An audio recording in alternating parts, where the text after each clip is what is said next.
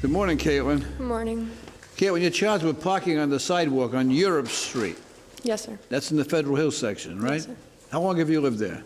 I stay with my boyfriend most of the time. That's his house, his apartment on the corner of Europe and America. Europe and America? Make up your mind. Were you in Europe or were you in America? It's on the corner. It's right on the corner of Europe and America. Technically on Europe. Did you hear that, Inspector Quinn? I did. Europe and America. Wonder where the corner is. Actually, that's where Kenyon Street, where Colorado School is. Yeah. There's a school yeah, the right there. elementary school is right across the street. I know that because I went to that elementary Really? school. So I used to visit Europe every day. And the street, Right. not the country. All right, Caitlin. Yes. The courtroom opens with light, upbeat music, but the first case quickly turns into a moment of sharp questioning. Caitlin stands before the judge, charged with parking on the sidewalk on Europe Street in the Federal Hills section. The judge immediately notices something odd. She says the apartment is on the corner of Europe and America. That playful exchange sets the tone, but don't be fooled. Beneath the humor is a serious legal issue. Where exactly will she park? And more importantly, can the city prove it? Here's the deal. The city has charged you with parking on the sidewalk. Mm-hmm. And the city has showed me a photograph of your vehicle. Mm-hmm. And it shows your vehicle parked in the driveway, but it doesn't show where the sidewalk is. Correct. Now, if I look at this, I can make a determination. Well, there must be a sidewalk at the end of this picture because they charged her with parking on the sidewalk. But it's a source of amazement to me that the parking enforcement officer takes a picture of your car for you parking on the sidewalk, and they take a picture of your car parked in the driveway. And then I'm supposed to make an assumption that the car was on the sidewalk, but they don't put that in the picture. Now here's where the tension builds. The city submits a photograph as evidence, but there's one glaring problem. The sidewalk isn't visible in the picture. The judge points out the contradiction. How can someone be charged with parking on a sidewalk if the photo only shows a car in a driveway? He refuses to make assumptions, and that's powerful. The burden of proof isn't on Caitlin, it's on the city. Right. Inspector Quinn, as the chief prosecuting officer, how do you explain this? Your Honor, based on the photographic evidence, I don't think we could Wait a minute. prove the case in the photograph, though. I think she needs a lawyer. Okay. Public defender, get up here. Come here. Are you a member of the public? Yes. Yes, you are. You're a member of the public. Want to show the public defender this picture? Would you identify yourself? Yes, Attorney Voss Altman, Public Defender. Your client is charged with parking on the sidewalk, and that's the evidence that the city is submitting. So is there anything you want to say on her behalf? Your Honor, I can't even see an edge to this curb. I don't think that this photograph is adequate to prove that case. Oh, you don't think the city can prove its case by clear and convincing evidence? No, I do not. Based on that photograph? I do not. Oh, you can't see the sidewalk? Can't see the sidewalk. Have you checked your glasses this morning? I did. No. Seems like a pretty compelling argument to me. Things escalate when Inspector Quinn tries to explain the situation. The judge even calls up a public defender on the spot. That's when Attorney Voss Altman steps in and makes a simple but devastating argument. I can't even see the edge of a curb. That line hits hard. If the evidence isn't clear, how can the charge stand? It becomes a courtroom showdown, prosecution versus defense, all centered around one blurry photo. Your Honor, Your Honor. The city's position is, based on the photograph, it appears that the rear half of the vehicle, the trunk portion, is obstructing a portion of the sidewalk. No. Well, we have a full battle between Inspector Quinn and the public defender now. I don't know. Who do you agree with? Honestly, I just want to say about the rear end of the vehicle. If someone parks in their driveway and the rear end of their vehicle is somewhat in the sidewalk, they don't get a ticket. So I honestly don't think it's appropriate. Even if I do, I mean, $100 is a lot for that. Caitlin adds her own perspective. She argues that even if part of the rear of the car slightly touched the sidewalk, people don't usually get ticketed for that. And she points out the $100 fine. That's not small change. Would you pay $100 over a photo that doesn't clearly show a violation? Who do you think is right here, the city or Caitlin? All right.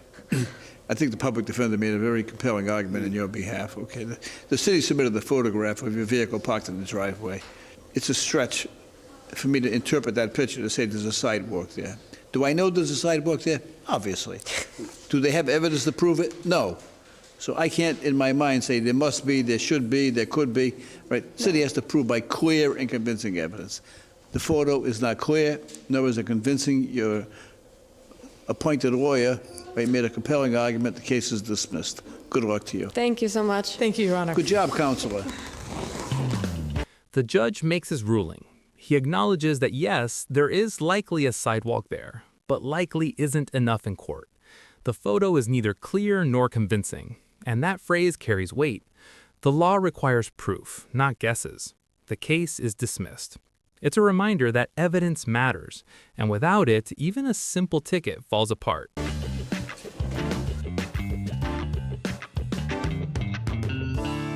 Jonathan Beerborn. Good morning, sir. Morning. How are you? I'm fine, thank you. Mr. Beerborn, you have a red light violation on Pleasant Valley Parkway and Valley Street. Correct. Thank you. We're going to take a look at it. Do you have it, Lisa? Yes. All right, you want to take a look, please? All right, well, you've traveled 20 feet since the light turned red, but that's where you are, Yep. well before the light. Correct. And you went through it. Okay, is there anything you want to tell me about this? I'm actually headed to Roger Williams. I do emergency aortic repairs, so I'm bringing emergency equipment to a ruptured patient basically in the operating room. And obviously I did run the red light, but I thought it was probably worth it because I was in quite a rush trying to get to the hospital. Somebody's on the operating table? Correct. And they're waiting for you? They are. Was it a friend or somebody you didn't know? No, I don't know. That's what I do. I travel around Massachusetts and Rhode Island bringing equipment to emergency ruptures. Your Honor, I'm no doctor, but a ruptured aorta, you don't have a lot of time to play with. It's think you were usually racing- about an hour or so. You were before racing you're- against the clock? Yeah. Next up is Jonathan Beerborn, charged with running a red light. The video shows he traveled about 20 feet after the light turned red. It looks straightforward until he explains why.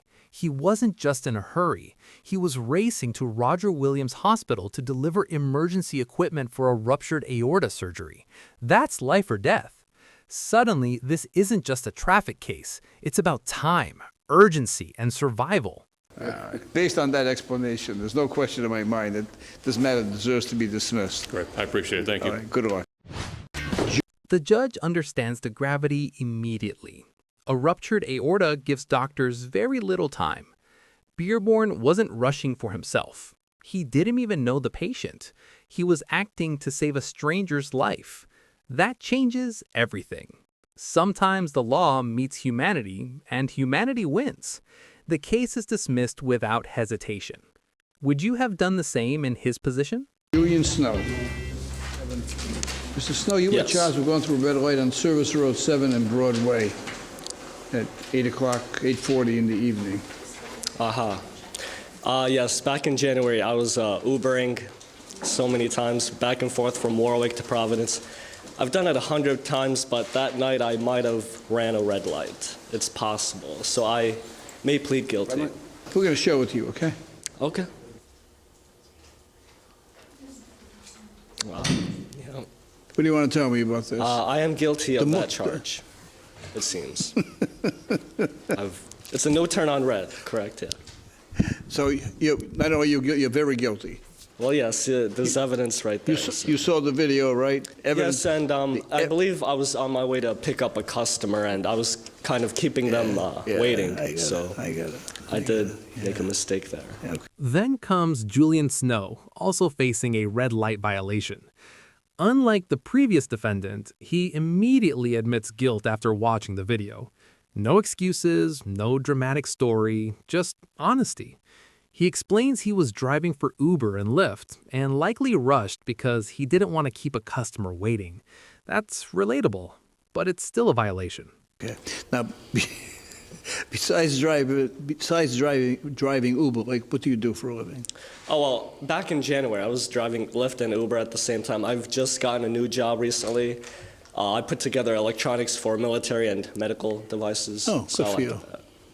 So I haven't had to Uber at all. Now, I'm gonna ask you a question, okay? I Yes. want you to assume for a minute, right, that you were a lawyer, Yes, okay? And you had to advocate for your client. right. And so you're standing next to your client right now, and that video comes up, and you have to say something to help your client, right? In other words, Yes. this is a big case, and you know that if you can get your client off on this one, that it's going to lead to like a lot more lucrative things in life, right? Yes. So you got to dig down deep, and you got to come up with something good, right? So you're thinking now. You're thinking, right? What are you going to argue on behalf of your client? I would say that there's clear video evidence of my client performing the misdemeanor. Yeah. But I wouldn't know what to say. I mean, the there's first no thing- defending that. Here's where things get interesting. The judge gives Julian a hypothetical challenge. What if you were the lawyer? Instead of defending himself, Julian sinks his own case by admitting the evidence is clear. The judge almost playfully scolds him, pointing out that a good advocate would question the clarity of the video, especially since it was night and foggy. The courtroom laughs, but there's a lesson here about strategy and presentation. First of all, your first step is wrong, right? The first thing you're supposed to say is, Your Honor, the video is inconclusive. Okay. Right there. The first video is drainy. Did you see it? It's at Yes. night. Yes. It's foggy. Did you see that? It was, yeah. It was. You saw all that. Yes. You just sunk your client. The first thing you said is, my client's guilty. What I'm saying to you is that the video is not conclusive. It also appears as though you made a pretty good attempt to stop before I you did stop before the turn. I did look. I did forget that it was the no turn on red, turn on the You were supposed to surface. tell me this before. I'm dismissing the case. The video was inconclusive, all right? Right. But I don't suggest you go to law school, all right? I don't think that's your job, right? Yeah, that's not my calling. All right. I'll leave that to you. In a surprising twist, the judge dismisses the case anyway, calling the video inconclusive. It's both humorous and revealing. The judge balances fairness with common sense. Julian's honesty, clean attitude, and effort to stop before turning likely played a role. But the message is clear. Evidence must be solid, and context matters. Professional overview and final thoughts. Across these three cases, one theme stands out. Proof and intent matter. In Caitlin's case, the city failed to provide clear evidence. In Beerborn's case, urgent medical necessity justified his actions. In Julian's situation, questionable video evidence and transparency influenced the outcome. These rulings show how courts weigh facts, context, and credibility, not just the letter of the law, but its purpose. The broader implication? Justice isn't automatic. It requires scrutiny, fairness, and human judgment. Now, we want to hear from you. Who do you think had the strongest case? Was the judge too lenient or exactly right? Would you have ruled differently? If you enjoyed this breakdown of courtroom drama, make sure to like, share, and subscribe so you don't miss the next viral case. And remember, in this courtroom, you be the judge.